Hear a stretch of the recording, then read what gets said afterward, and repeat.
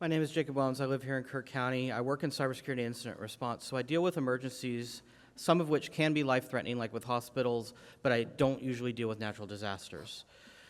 Most of the time when there is a disaster like this, it's not actually lack of technology. It's more a lack of planning, training, or preparing for the worst.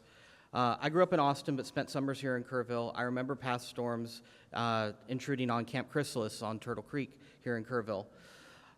I was at home, safe and dry, while neighbors like Sherry Shine, two roads away, lost everything. The only reason why that family is still with us today is because they were out of town. The story isn't rare here. That grief is real. There are serious questions that need to be answered. I'm not asking for more government. I found that increasing government generally makes problems worse. I do believe, however, the state does have a role in equipping local communities to protect themselves.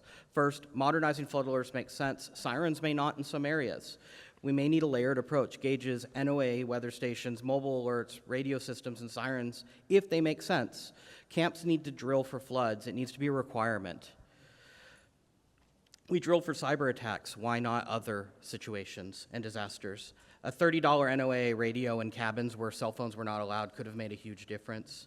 I urge the legislature to support county-led tabletop exercises that include camps, emergency management, local responders, and businesses. We already know our worst-case scenario now. We can plan for it going forward. Texas doesn't control the National Weather Service. However, we can lead the effort to improve the quality of the alerts we receive. Texas are tuning out repetitive, vague flood warnings. Let's work with our federal partners to make alerts specific, actionable, and worthy of attention. A good example of an excellent alert was the one that was sent a few days after the flood that warned of several foot rise on the river. That is specific, is actionable, and directed well at those that were near the water. I support requiring camps to have real emergency plans. We must talk honestly about land use. I'm not asking necessarily for zoning mandates, but people should be informed when they build in flood-prone areas. We can encourage better decisions through education and incentive.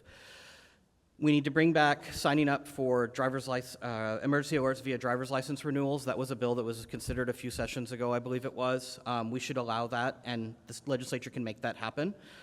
We also can't ignore the emotional toll on the communities that are impacted. We have a little girl in our church that lost her best friend as a result of this flood. Her friend was at Camp Mystic. Had her parents sent her to camp this year, she would be gone as well. Lastly, I wanted to thank Representative Verdell.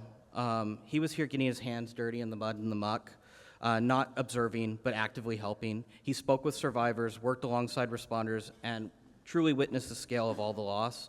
That kind of firsthand experience is rare in policymaking. I urge you to listen closely to his insights as you consider how best to help Kirk County and other counties that were impacted by this. So we don't need more state bureaucracy. Big government mandates don't solve this.